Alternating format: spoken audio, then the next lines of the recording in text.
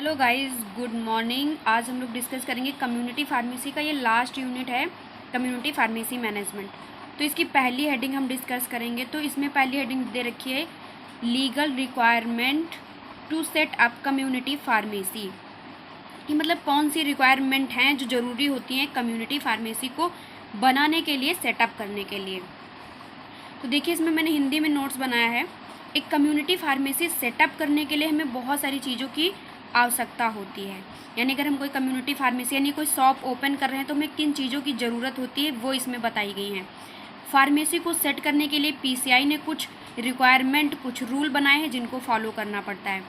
यदि आप कोई फार्मेसी ओपन कर रहे हैं तो पहले आप पीसीआई से जो उसकी रिक्वायरमेंट है वो आपको फुलफ़िल करनी पड़ेंगी। अब रिक्वायरमेंट क्या है? पहली है रजिस्ट्रेशन। यदि आप कम्युनिटी फार्मेसी को सेटअप कर रहे हैं यानी अपनी दुकान बना रहे हैं तो फिर आपको रजिस्ट्रेशन तो कराना पड़ेगा। और आप रजिस्ट्रेशन कहाँ कराएंगे? पीसीआई में। जिसकी दुकान है यानी जो दुकान का मालिक है, अब हर कोई तो खोल नहीं सकता, जिसकी दुकान है वो अपना जाके पीसीआई में रजिस्ट्रेशन कराएगा। उसके बाद आता है, एक रजिस्ट्रेशन करा लिया, फिर हमको सेटअप करने के लिए क्या करना पड़ेगा? लाइसेंस लेना पड़ेगा। अलग अलग दवाओं के लिए अलग अलग लाइसेंस की आवश्यकता होती है। हमारे इसमें लाइसेंस 2 टाइप के हैं, जर्नल लाइसेंस और रिस्ट्रिक्टेड लाइसेंस। जर्नल लाइसेंस क्या होता है? यानी शेड्यूल सी और C1 तथा एक्स को छोड़कर अन्य दवाएं आप अपने मेडिकल स्टोर पे रख रहे हैं, अपनी शॉप पे रख रहे हैं, तो आपको उसके लिए लाइसेंस लेना पड़ेगा। अगर आप शेड्यूल सी और C1 की ड्रग बेच रहे हैं तो भी आपको लाइसेंस लेना पड़ेगा। शेड्यूल एक्स की ड्रग को सेल कर रहे हैं तो भी लाइसेंस लेना पड़ेगा। मतलब कि आप किसी भी कैटेगरी की, जिस कैटेगरी की ड्रग आप सेल करेंगे उसका लाइसेंस लेना पड़ेगा आपको अथॉरिटी से।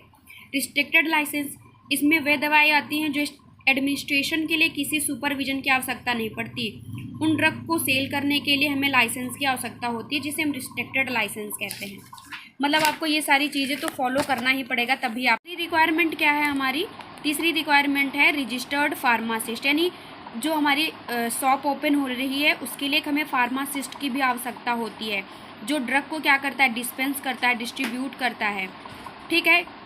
इंफ्रास्ट्रक्चर, यानी हमारी जो कम्युनिटी फार्मेसी जो हम सेटअप कर रहे हैं उसका इंफ्रास्ट्रक्चर होना कैसे चाहिए, यानी उसकी बनावट कैसी होनी चाहिए। एक कम्युनिटी फार्मेसी को बनाने के लिए 10 मीटर स्क्वायर की एरिया होनी चाहिए, यानी आपकी एक दुकान होनी चाहिए जिसकी लंबाई 10 मीटर स्क्वायर होना चाहिए पूरा। स्टोरेज के लिए उसमें प्रॉपर जगह होनी चाहिए, डिस्पेंसिंग होना चाहिए, जगह होनी चाहिए, फ्रीज भी होना चाहिए, बाकी जो भी सारी रिक्वायरमेंट हैं। देन स्टोरेज इसमें दे रखा है। दवाओं को रखने के लिए रैक्स होने चाहिए और फ्रीज की आवश्यकता होनी चाहिए। एंटीबायोटिक, विटामिन, वैक्सीन, इन सब के लिए एक मतलब रेफ्रिजरेटर भी होना चाहिए। पहली हेडिंग कंप्लीट हो गई, legal requirement to setup a community pharmacy. Thank you for watching this video.